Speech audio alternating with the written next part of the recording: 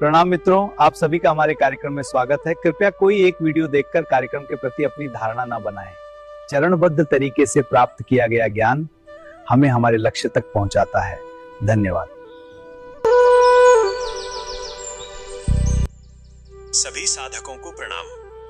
अन्नमय कोश, जिसे हम अपना स्थूल शरीर कहते हैं, उसकी प्रकृति और उसमें व्याप्त अशुद्धियों को समझना आत्म कल्याण के मार्ग पर पहला और अनिवार्य चरण है। यह शरीर ही वह मंदिर है जिसमें हमारी चेतना निवास करती है और जिसके माध्यम से हम इस जगत में अपना संपूर्ण पुरुषार्थ सिद्ध करते हैं।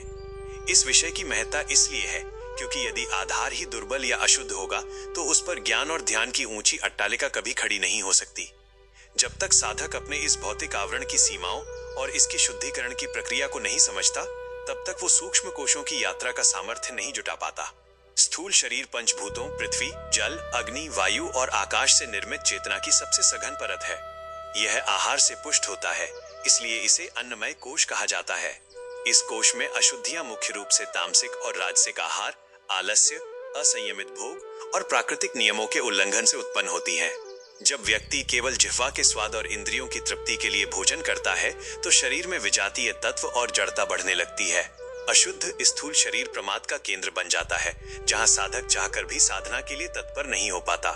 शरीर की ये अशुद्धि बुद्धि को, मंद और प्राण को निर्बल कर देती है, जिससे व्यक्ति केवल शारीरिक सुखों के संकीर्ण घेरे में ही कैद होकर रह जाता है। स्थूल शरीर की इन अशुद्धियों के कारण व्यक्तिगत और पारिवारिक जीवन में अपार हानियां उठानी पड़ती हैं। व्यक्तिगत स्तर पर अशुद्ध और अस्वस्थ शरीर रोगों का घर बन जाता है, जिससे व्यक्ति की कार्यक्षमता और संकल्प शक्ति क्षीण हो जाती है।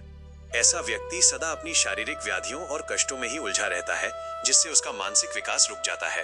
वो स्वयं पर से नियंत्रण खो देता है और क्षणिक सुखों का दास बन जाता है। पारिवारिक जीवन में भी इसके गंभीर परिणाम होते हैं। जब परिवार का कोई सदस्य अपने स्थूल शरीर के प्रति लापरवाह होता है तो उसकी अस्वस्थता पूरे परिवार के लिए मानसिक और आर्थिक बोझ बन जाती है।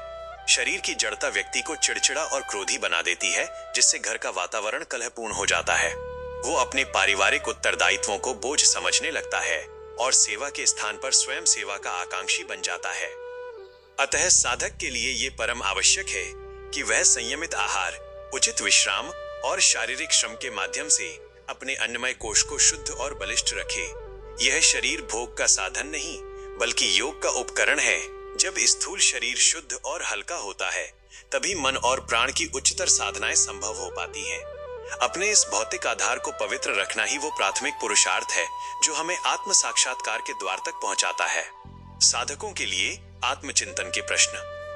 क्या आपका आहार आपकी साधना में सहायक है या वो आपके भीतर केवल निद्रा और आलस्य उत्पन्न करता है? क्या आप अपने शरीर को केवल भोगों का साधन मानते हैं या इसे सत्य प्राप्ति का एक पवित्र उपकरण समझते हैं?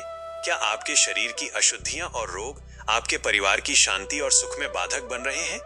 आपका ये स्थूल शरीर सदा आरोग्य और दिव्यता से पूर्ण रहे ताकि आप निर्बाध रूप से साधना पथ पर बढ़ सकें, यही मंगल कामना है। अपने जीवन में जब तक सद्गुरु ना मिले तब तक विवेक जागृति ही एकमात्र उपाय है जिसके सहारे हम अपनी साधना में आगे बढ़ सकते हैं। हमारे ऑनलाइन कार्यक्रमों की अधिक जानकारी के लिए डिस्क्रिप्शन बॉक्स चेक करें। धन्यवाद। Subscribe for more details.